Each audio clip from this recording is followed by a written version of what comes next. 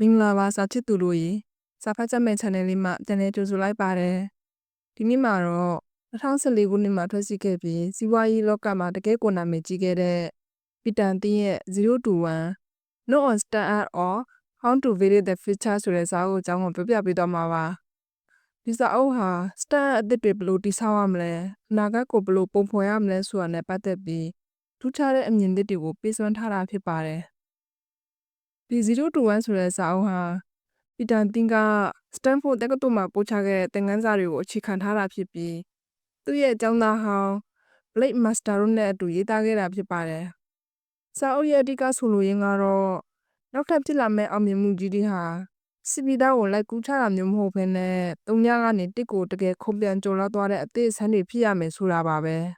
။ပီတန်တင်းရဲ့အဆိုအရ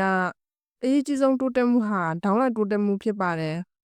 ဒါဟာအသစ်ဆက်တစ်ခုကိုဖန်တီးတာမျိုးဖြစ်စီပီသားကိုတိုးချက်နေတဲ့အလျားလိုက်တိုးတက်မှုနဲ့မတူပါဘူး။အောင်မြင်တဲ့စတာအပ်တွေဟာတခြားသိမ်မဲ့တွေနဲ့မတူပဲထူးခြားဆန်းသစ်တဲ့အတွေးခေါ်တွေပေါ်မှာအခြေခံရမယ်လို့ဒီပညာရှိကြီးကအလေးထားပြောကြားထားပါတယ်။သူကစီးပွားရေးလောကမှာတိတ်ဆိတ်မှုရှိတာဟာကောင်းမွန်တယ်ဆိုတဲ့အယူဆဟောင်းကိုစိန်ခေါ်လိုက်ပြီးဈေးကွက်ကိုစုမိုးထားနိုင်တဲ့လက်ဝတ်ကြီးအုပ်ကုမ္ပဏီတွေကမှရရှိအတွက်တီထွင်ဆန်းသစ်မှုတွေကိုပိုလို့နိုင်တယ်လို့ဆိုပါတယ်။လက်ဝတ်ကြီးအုပ်နိုင်တဲ့ကုမ္ပဏီတွေဟာရရှိအတွက်စဉ်းစားနိုင်ပြီးသုတေသနလုပ်ငန်းတွေမှာယင်းနှိမ့်ညွှန်နိုင်ကြပေမဲ့တိတ်ဆိတ်မှုပြင်းထန်တဲ့ဈေးကွက်ထဲကကုမ္ပဏီတွေကတော့ရေတို့အကျိုးများအတွက်ပဲအာရုံစိုက်နေကြရလို့ဖြစ်ပါတယ်။နောက်ထပ်အရေးကြီးတဲ့ချက်တွေကတော့လေးဝက်ချက်တွေရဲ့အရေးပါမှုပါပဲ။တန်ဖိုးအရှိဆုံးကုမ္ပဏီတွေဟာလူအများသတိမထားမိတဲ့ဒါမှမဟုတ်လူနည်းစုကပဲသတိထားကြတဲ့အမှန်တရားတွေပေါ်မှာအခြေခံပြီးတည်ဆောက်ထားတာဖြစ်ပါတယ်။တခြားလူတွေလစ်လျရှုတဲ့နေရာတွေမှာအခွင့်အလမ်းကိုရှာဖွေပြီးအဲ့ဒီလေးဝက်ချက်တွေကိုအကောင့်ထဲဖော်နိုင်မယ်ဆိုရင်လုပ်ငန်းကဏ္ဍတစ်ခုလုံးကိုပြောင်းလဲပစ်နိုင်တဲ့အောင်မြင်မှုမျိုးရနိုင်ပါတယ်။ဒါ့အပြင်ပီတာတင်းက Power Law ဆိုတဲ့အယူဆကိုလည်းမိတ်ဆက်ပေးထားပါတယ်။ဒါကတော့ယင်းနှိမ့်ညွှန်မှုအစည်းအဝေးတစ်ခုမှာအောင်မြင်မှုအများဆုံးရတဲ့ကုမ္ပဏီအနေနဲ့ကပဲစုစုပေါင်းအကျိုးများရဲ့အများစုကိုဖန်တီးပေးနိုင်တယ်ဆိုတာပါပဲ။ဒါကြောင့်ယင်းနှိမ့်ညွှန်သူတွေနဲ့လုပ်ငန်းရှင်တွေအနေနဲ့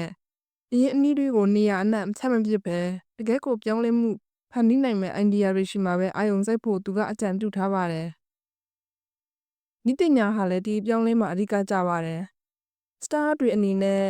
တိုင်မက်တွေလိုက်မမီနိုင်တဲ့ကိုယ်ပိုင်ဤပညာတွေကိုဖန်တီးထားဖို့လိုအပ်ပြီး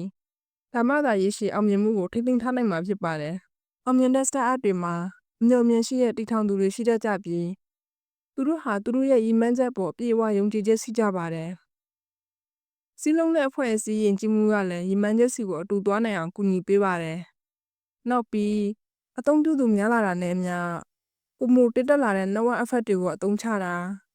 ထိရောက်တဲ့ချမ်းချီဗျူဟာတွေရှိတာကလည်းအောင်မြင်မှုအတွက်မရှိမဖြစ်လိုအပ်ပါတယ်။ပီတန်တင်းရဲ့စိတ်ဝင်စားစရာအကောင်းဆုံးကြံပေးချက်ကတော့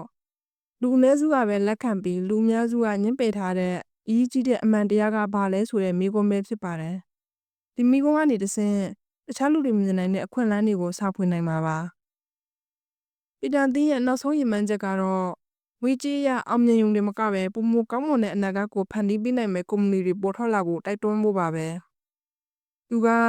လုပ်ငန်းရှင်တွေကြီးမားတဲ့ပြဿနာတွေကိုဖြေရှင်းဖို့နဲ့ကမ္ဘာကြီးပေါ်အကျိုးသက်ရောက်မှုရှိစေဖို့တိုက်တွန်းထားပါတယ်။တုံညာကနေတစ်ကိုသွားတယ်ဆိုတာအသစ်ဆက်နဲ့တမိုးရှိတဲ့တစ်ခုကိုဖန်တီးတာဖြစ်ပါတယ်။021စာအုပ်ဟာစတာအပ်တွေနဲ့အနာဂတ်ကိုတိစောက်ချင်သူတိုင်းအတွက်တကယ်ကိုလမ်းပြမြေပုံကောင်းတစ်ခုပဲဖြစ်ပါတယ်။မဆင်ပေးရတဲ့အတွက်ကျေးဇူးတင်ပါတယ်။ဒီစီဇန်လေးကိုနှစ်သက်ဆိုရင်တော့ like and subscribe လုပ်ထားပြီးတကယ်ချင်းတွေကိုလည်းမျှဝေပေးပါအောင်နော်။နောက်တစ်ခါမှပြန်တွေ့ပါမယ်။တတား